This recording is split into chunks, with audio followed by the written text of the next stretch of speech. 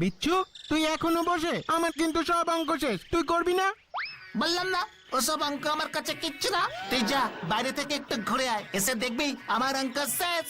ঠিক আছে, তাড়াতাড়ি শেষ কর, আমরা কিন্তু আর থাকতে পারছি না। কখন যে গল্প শুনবো। তুই অঙ্ক কর, আমি বাকিদের কি অবস্থা দেখে আসি। যা বিচ্ছু, এবার লেগে পড়। পুরো জেরক্স মেশিনের মতো সব অঙ্ক এবার টুকে নেব। ওরে আমার কি বুদ্ধি রে, মাঝে মাঝে নিজের উপরই আমার খুব গর্ব হয়। বাহ বাহ বাহ, তোরা সবাই এসে গেছিস দেখছি। অঙ্ক খাতাগুলো দিয়ে দেখি। এই নাও বাটুলদা। বাহ, সবাই 50টা করেই অঙ্ক করেছে, খুব ভালো। কি বলেছিলাম বাটলা, আমরা সব পারি, তুমি একবার বললেই হবে। তুইও তো দেখছি 50টা অঙ্কই করেছিস, কোনো দুষ্টুমি করিসনি তো আবার? একদম না। কি যে বলো বাটলা, তুমি বলেছ আর আমি করবো না। তাই বুঝি? এই বিচ্ছু, তুই ওইটুকু সময় কিভাবে এতগুলো অঙ্ক করলি রে? আমার তো করতে করতে 2 ঘন্টা লেগে গেল, আর তুই 10 মিনিটে কিভাবে করে ফেললি? তোদের কাছে যেটা খুবই কঠিন, আমার কাছে সেটা খুবই সহজ। মাথাটা ভগবান এমনি দিয়েছে নাকি? জানো তো বাটুল্লা, অঙ্ক করতে আমার হেব্বি ভালো লাগে। যা করি তাই ঠিক হয়, যা করি তাই ঠিক হয়। কি যে করি। এইটা তো জানতাম না। কিন্তু 50টা অঙ্ক তুই এর মধ্যে করে ফেললি? চুপ কর না, এবার মন দিয়ে বাটুলদার গল্প শুনতো। ঠিক আছে ঠিক আছে, সেটা পরে দেখছি। আগে বল, আজ কিসের গল্প শুনবি? অনেকদিন এই চুরি ডাকাতি আর তারপর পরীদের গল্প শুনেছি, আজ একটু অন্যরকম গল্প বলো না গো। কিসের গল্প তোরাই বল। আজ একটা দৈত্যের গল্প বলো। শোন তাহলে, গল্পটা গোড়া থেকেই বলি। কেতুপুর নামের একটা রাজ্য আছে। সেই রাজ্যের রাজার নাম জীবন শেঠ। মস্ত ধনী ছিলেন ওই রাজা, কি না নেই তার কাছে।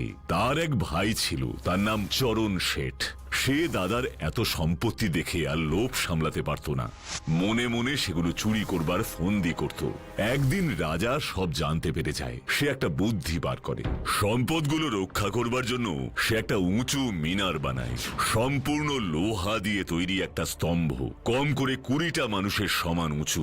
সেই মিনারের রাজা জীবন শেঠ তার সব সম্পত্তি লুকিয়ে রাখে। ও বাটুলদা, ওই মিনারের দরজা ভেঙে তো যে কেউ ওগুলো চুরি করে নিয়ে যেতে পারে গো। তা কিভাবে হবে বাচ্চু? রাজা জীবন শেঠ ছিলেন খুব বুদ্ধিমান। তিনি চালাকি করে সেই মিনারের দরজা কোথায় বানিয়েছিলেন জানিস?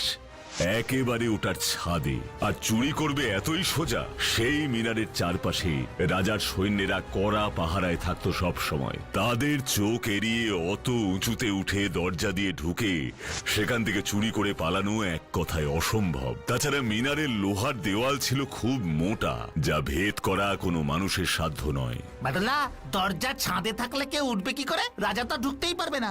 একদম ঠিক ধরেছিস বিচ্ছু, ওই দরজাটা ছিল আসলে একটা বোকা বানানোর ফাঁদ। আসল মিনারের দরজা ছিল মাটির ভেতরে, সেখানে যাওয়ার রাস্তা ছিল মাটির তলায়।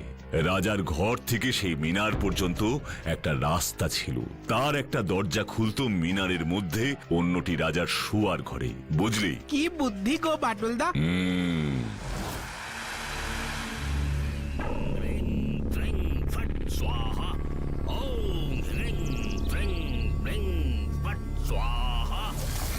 ওং হ্রিং হ্রিং ত্রিং ফট স্বাহা।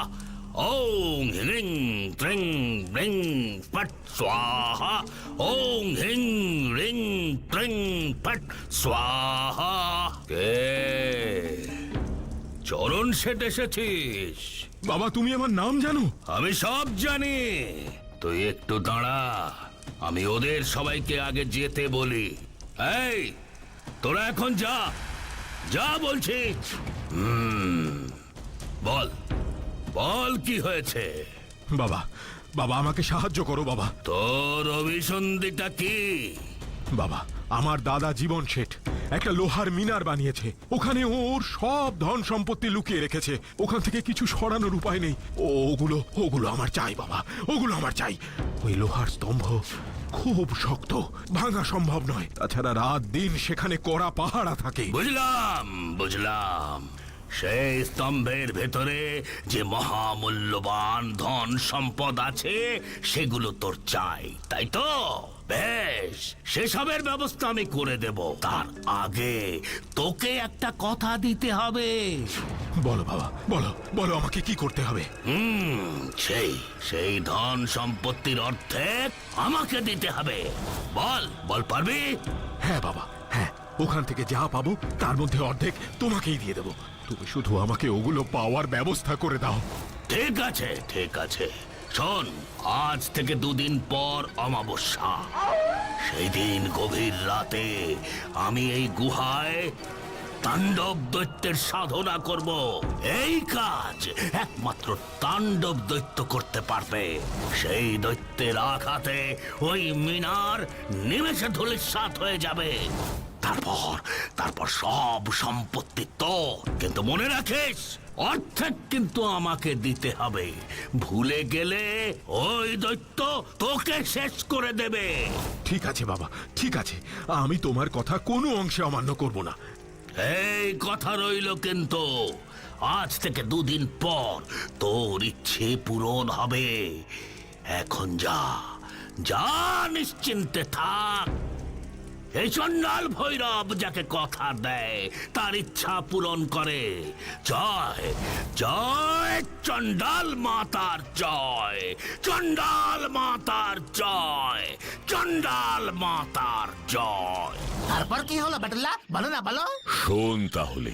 হিং ক্রিং ত্রিং পট স্বাহা, হিং ক্রিং রিং পট স্বাহা, হিং ক্রিং ত্রিং পট স্বাহা।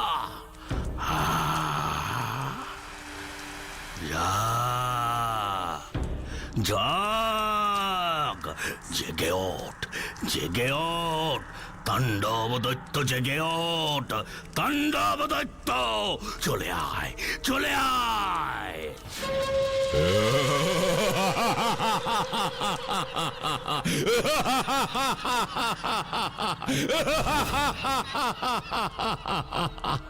আমায় কেন ডেকেছিস? কেন জাগালি আমায়? বল, কেন জাগালি? তোর জন্য একটা কাজ আছে, পারবি? এমন কোনো কাজ নেই যা আমি পারি না। তুই শুধু বল। ওই কেতুপুর রাজ্যে একটা শক্ত লোহার স্তম্ভ আছে। রাজা জীবন শেঠ যেটা বানিয়েছে। জীবন শেঠের লোহার মিনারটা উপড়ে ফেলতে হবে। এইটুকু? এইটুকু করতে আমায় ডেকেছিস? এই কাজ আমার ভাই করাল দত্তই করতে পারত। আমায় কেন ডাকলি? কাজটা মোটেই সহজ নয়। এই মিনার খুবই শক্ত, 7 হাতির ধাক্কাতেও টলবে না। ও কাজ তুই ছাড়া আর কেউ করতে পারবে না। তাই তোকে ডেকেছি।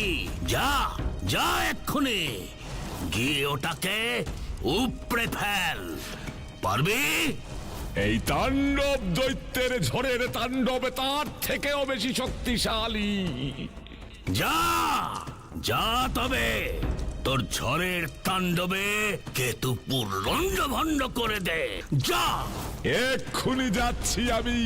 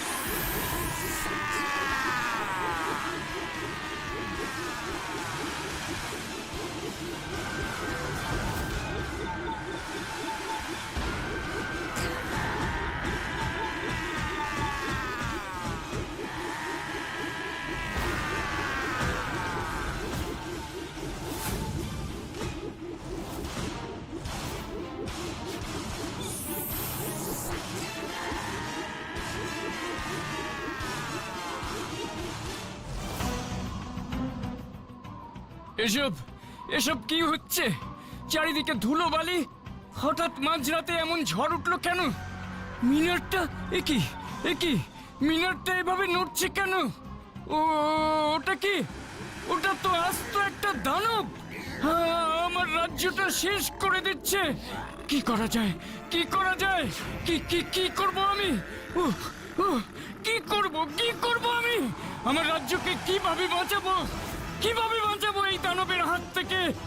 ওদিকে মিনার ভেঙে গেলে আমার সব সম্পত্তি হাতছাড়া হয়ে যাবে। কি করব আমি? কি করব? হা ভগবান, এখন আমি কি করি? সেনাপতি!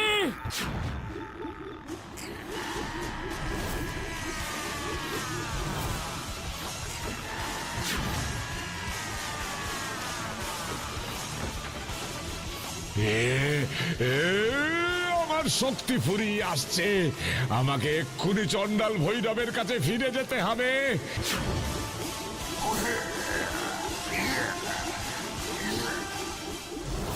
হয়েছে? যা বলেছি করতে পেরেছিস? না না চণ্ডাল ভৈরব, না, করতে পারিনি। কিছুতেই ওটাকে উপড়ে ফেলতে পারিনি। খুব শক্ত, খুব শক্ত। আবার চেষ্টা কর, আবার। কাল তুই আবার ওখানে যাবি। এটাই তোর শেষ সুযোগ, না হলে তোকে সারা জীবনের জন্য ঘুম পাড়িয়ে দেব। যা। ঠিক আছে, ঠিক আছে, আমি একবার শেষ চেষ্টা করে দেখব।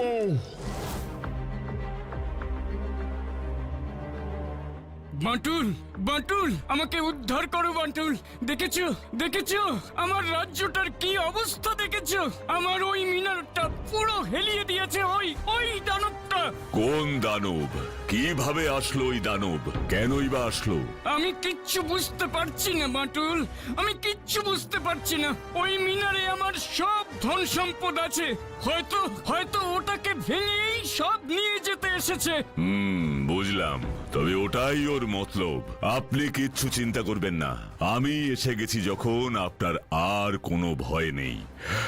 আসতে দিন ওই দানবকে, ওকে আমি মজা দেখাচ্ছি। ওই যে এসে গেছে বাঁটুল, এসে গেছে। ওই দানব চলে এসেছে। আপনি বাইরে বেরোবেন না, আমি দেখছি।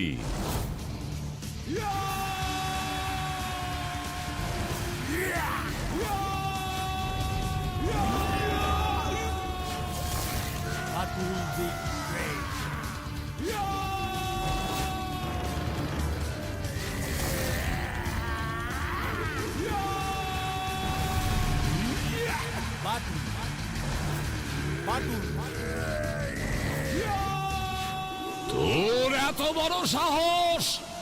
তোকে আমি ছাড়বো না।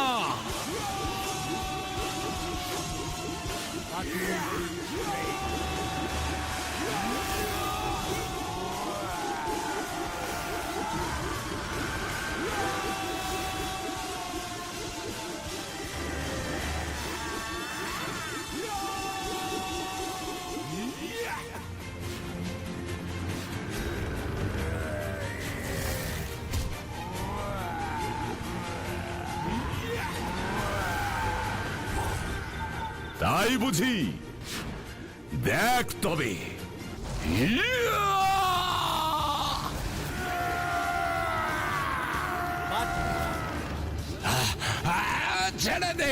ছেড়ে দে বলছি। ছাড়। আগে বল তোকে এখানে কে পাঠিয়েছে? বল কে পাঠিয়েছে? না বললে আজ এখানেই তোকে শেষ করে দেব।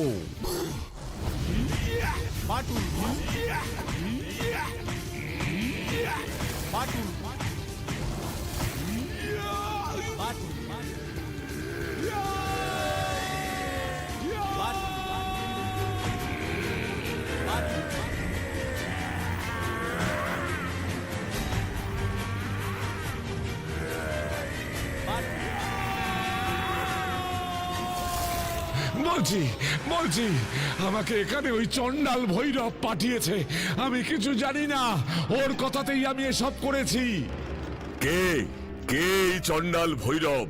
চল, আমাকে নিয়ে চল তার কাছে, না হলে তোর মুক্তি নেই। আচ্ছা, নিয়ে যাচ্ছি।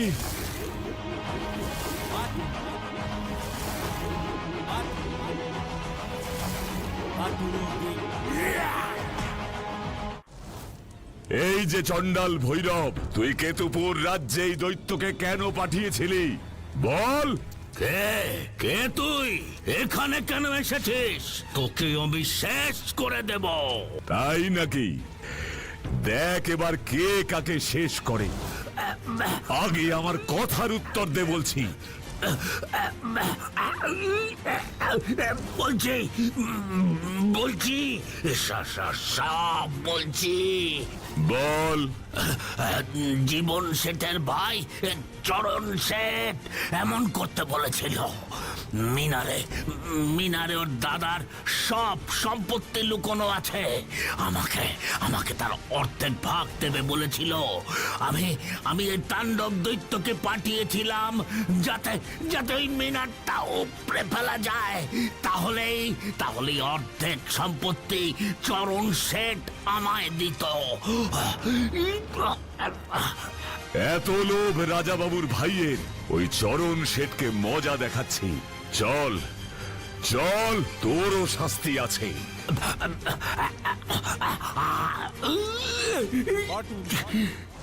রাজা বাবু, এই যে আপনার ভাই, এই সবই ওর আর এই তান্ত্রিকের চক্রান্ত।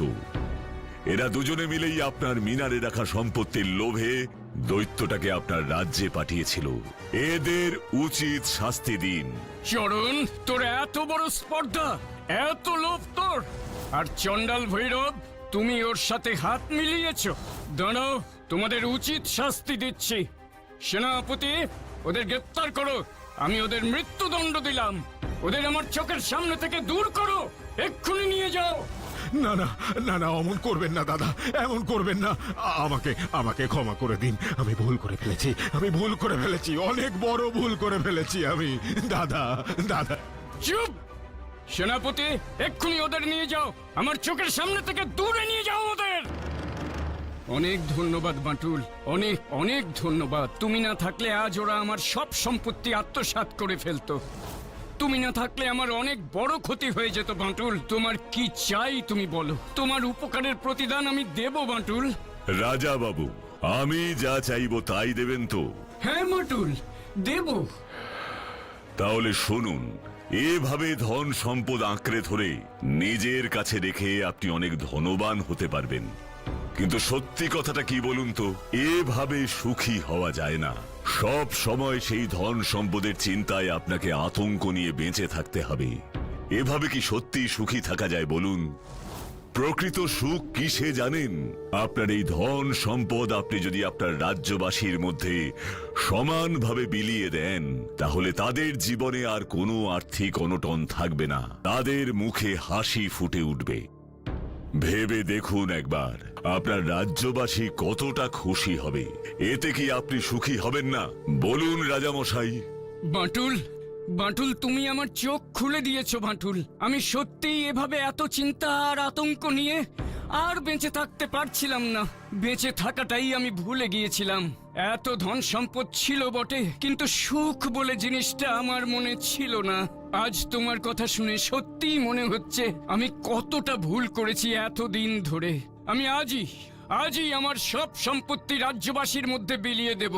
অনেক অনেক ধন্যবাদ বাঁটুল। তুমি আমার থেকে বয়সে এত ছোট হয়েও আজ আমার চোখে অনেক বড় হয়ে গেলে। এভাবে বলবেন না। প্রত্যেকেই জীবনে কোনো একটা সময় ভুল সিদ্ধান্ত নিয়ে থাকে, আপনিও নিয়েছিলেন। এখন শুধরে নিলে আপনার মনে আর কোনো অতৃপ্তি থাকবে না। সব দিয়ে দিল, রাজা তো গরিব হয়ে যাবে তাহলে। একটা কথা জানিস? কি গো?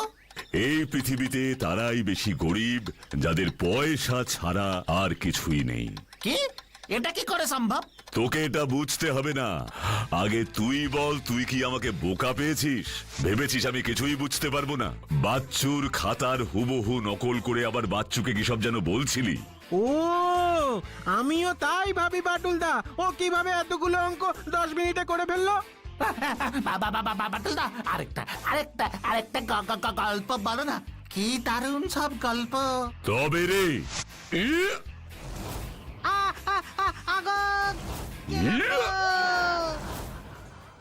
তোমরা কি বুঝলে বন্ধুরা?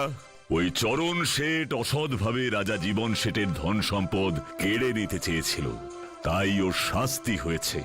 আর বিচ্ছু অসৎ উপায় অবলম্বন করে বাজিমাত করতে চেয়েছে, তাই ওরও শাস্তি হলো। কি তাই না?